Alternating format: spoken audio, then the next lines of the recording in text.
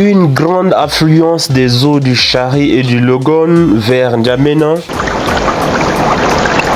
L'eau du Chari et du Logone déborde.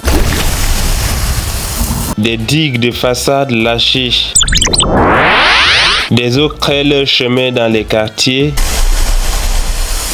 Tigangali, Ngeli, Walia, Toukra et une partie de Farsha sont dans l'eau. Telle est la scène macabre des inondations qui a forcé des milliers de personnes à partir de leur domicile, désormais confondus au Logone et au Chari. Au débordement des eaux du Chari et du Logone en mi-octobre 2022 s'ajoutent les sons des citoyens abattus à balles réelles le 20 octobre à l'issue de la manifestation pacifique contre la dynastisation du pouvoir au Tchad. L'étendard de l'apocalypse est planté sur N'Djamena et certaines villes du pays. Le début du calvaire de plusieurs familles commence ici. Même mort, l'enterrement devient un chemin de croix, non pas vers Golgotha, mais vers le cimetière de Toukra confondu aux eaux des inondations. Pour toucher la réalité du doigt, une équipe d'associations techniques au système alimentaire, la nutrition et la protection de l'environnement, à sa tête, le président du conseil d'administration a décidé de faire une descente sur le terrain. Objectif : aller à la rencontre des personnes, des quartiers et des matériels affectés par les inondations et les événements sociopolitiques du pays, se faire notre propre opinion de la situation à partir de l'analyse des faits concrets pouvant motiver nos interventions crise et post-crise. L'équipe a visité premièrement le site des sinistrés d'Ngeli où, selon les responsables provisoires du site, 5000 ménages y sont accueillis.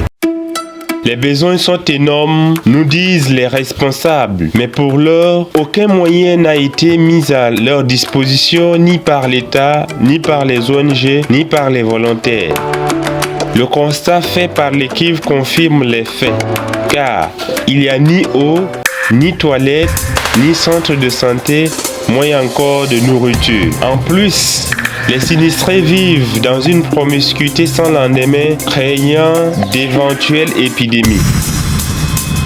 De retour, l'équipe s'est arrêtée à mi-chemin pour faire le constat des biens emportés par l'eau dans les quartiers, ainsi inondés. L'équipe s'est déplacée à bord d'une pirogue de fortune pour constater les maisons écoulées, les biens emportés et les dernières personnes qui tentent désespérément de rattraper ce qui peut l'être.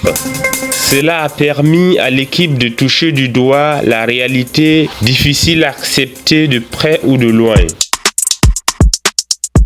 La dernière étape est la visite du site des sinistrés de Toukra. Ce site a accueilli environ 3000 ménages. Contrairement aux autres, le site est bien entretenu. Plusieurs organisations internationales se sont mobilisées aux côtés de l'État pour apporter les services vitaux d'urgence, y compris les vivres, les tentes et les soins de première nécessité.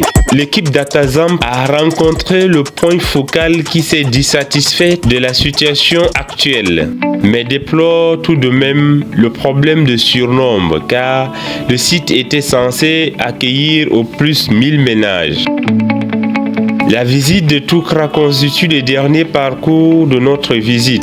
Après un petit bilan, l'équipe a mis un point final à la visite.